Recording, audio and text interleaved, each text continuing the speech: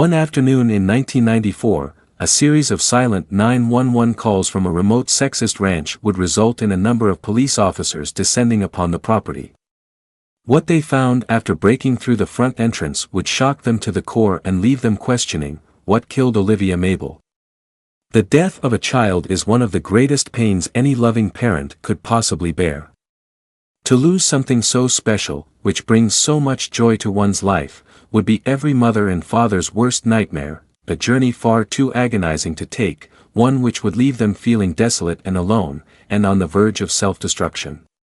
The tragedy of burying one's own child often results in ongoing, lifelong depression, and in many cases, suicide, for those bearing the brunt of this kind of heartbreak. They end up living in a world of memories which they can no longer recreate, torturing themselves inside the walls of a prison from which they cannot escape. Back in March of 1990, this very misfortune descended upon a household located in Salina, Texas.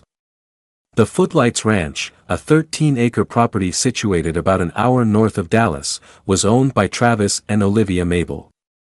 They had relocated there in 1983, shortly after Olivia had given birth to their son, Aiden. As a happily married couple, they hoped in purchasing a larger home to extend their small family, although during those first years, they doted heavily on their only child. On the afternoon of the 13th of March, a 7-year-old Aiden had asked his mother if he could go off and play in the sprawling grounds surrounding the ranch. She had of course agreed, as she did so every day, on the proviso that he was back in time for his dinner. Aiden had hooped and cheered as he set off on yet another boyhood adventure, and Olivia didn't see him for the rest of the afternoon. By 5:30 p.m. that evening, however, he had still not returned, even though his dinner was sat on the table going cold. Both parents set out to look for him, thinking he was probably having too much fun and had simply lost track of time, but nothing could have prepared them for the reality of the situation. Not too far from the household, they found Aiden floating face down in a pond. He had fallen in and drowned. Travis and Olivia were beside themselves with grief over the death of their son, and unfortunately for them, their relationship just wasn't strong enough to withstand the heartache and pain they both felt. They blamed themselves, they blamed each other, both of them racked with a guilt that would never cease to weigh them down. Olivia withdrew into herself. She did not return to work, rarely left the house, ceased attending her local church, and began to shut out her friends, family, and eventually, even her husband.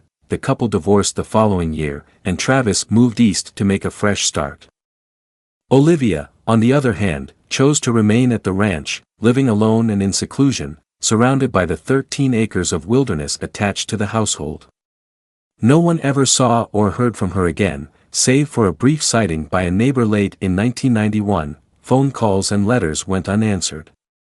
Visitors to the house were ignored, except for the groceries which she had delivered, but for all other intents and purposes, she was completely closed off from the rest of the world.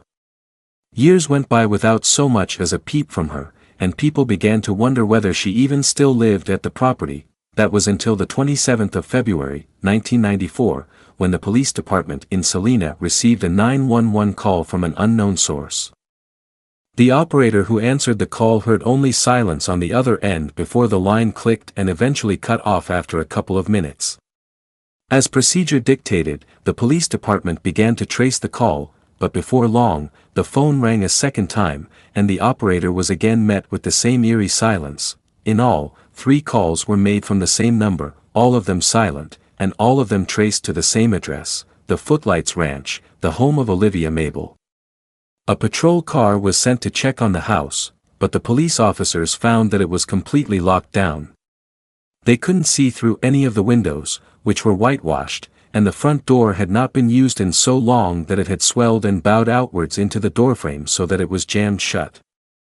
Thinking that someone could be in distress, the police officers broke open the front entrance and entered the stricken home, and what they found defied all logic.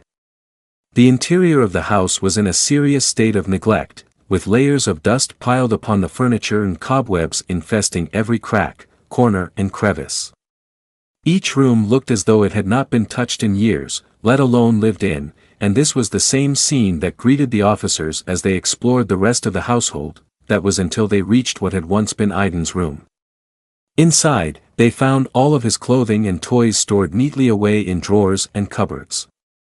Everything was pristine and tidy. No dust, no cobwebs, it had all been perfectly well kept. In the center of the room, they found Olivia Mabel, in a nightgown and slippers, sitting in a rocking chair, deceased. Clutched in her hands was a small doll made in her son's image, wrapped in pieces of his clothing. Officers reported that it looked as though she had been dead for a couple of months. In front of her was a makeshift altar made in Aiden's honor, decorated with candles, fresh flowers, and her late son's possessions, as well as photographs and drawings of him. Amongst his toys, they found heartbreaking letters written by a grieving mother to her lost son. Needless to say, it was quite upsetting for those present. But there was a question which hung bleeding in the air like an open wound. Who had made the 911 call? Francesca Santiago was one of the first officers on the scene, and she described what they found that day. There was no sign of forced entry, other than the front door where the police had come in, and no sign of anyone else having visited or having entered the property. All doors and windows were locked from the inside, and even the phone exhibited a layer of dust, showing no indication of having been lifted in order to make the call. And if that wasn't strange enough, things took an even more bizarre turn when an officer examined one of the letters, which had obviously been written by Olivia.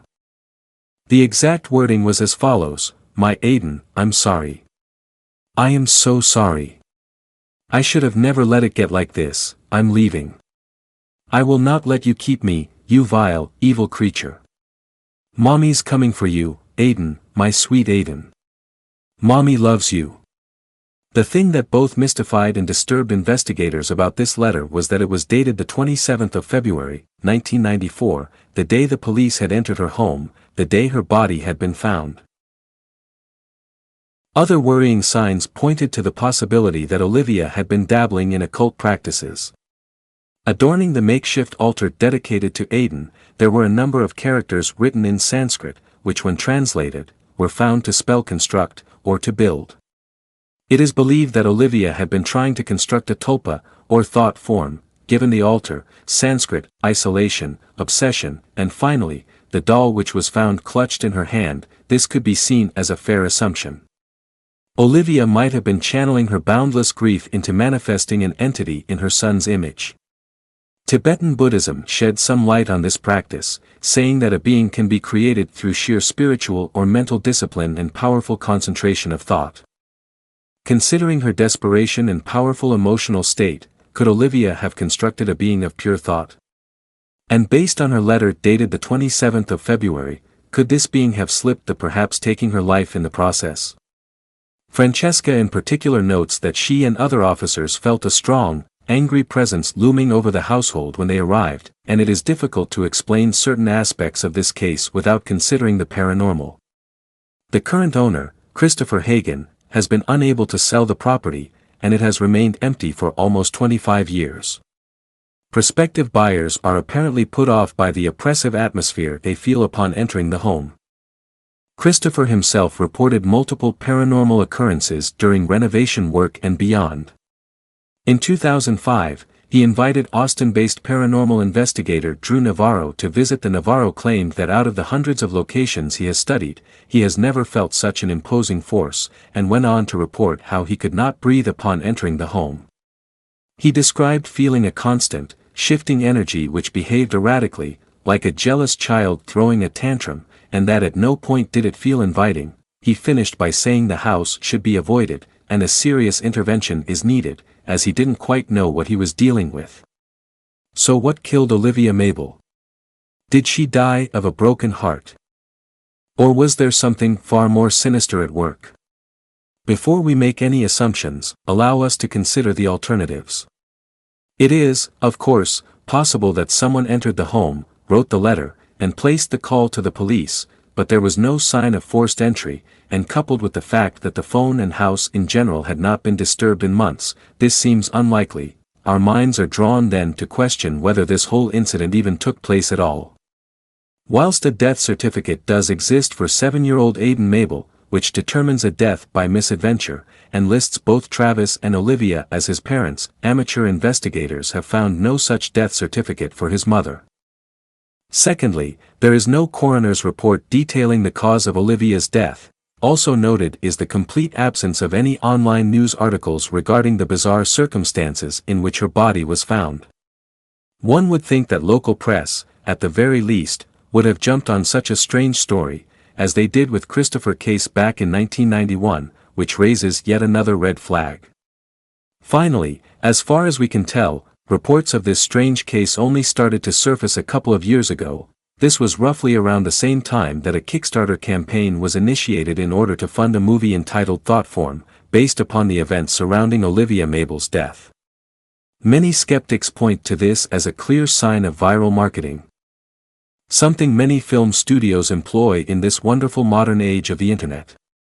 But as dubious as all this sounds, none of it is clear-cut proof of a hoax. Just because a death certificate for Olivia Mabel has not been found, does not mean it does not exist. Relatives may have wished to keep her death out of the press. And finally, a couple of opportunistic filmmakers who stumbled upon an intriguing story and decided to make a film out of it, does not mean the whole affair is part of a shrewd marketing campaign. When all is said and done, this story is out there. And whether it is true or not, it's sad enough to bring a tear to the eye, and creepy enough to send a chill up the spine. If it is fictional, then it has done its job as a piece of art in making the viewer, listener, or reader feel at least something. If it is indeed true, however, then we can only hope that Olivia has finally been reunited with her beloved Aiden, and that they both rest in everlasting peace, together.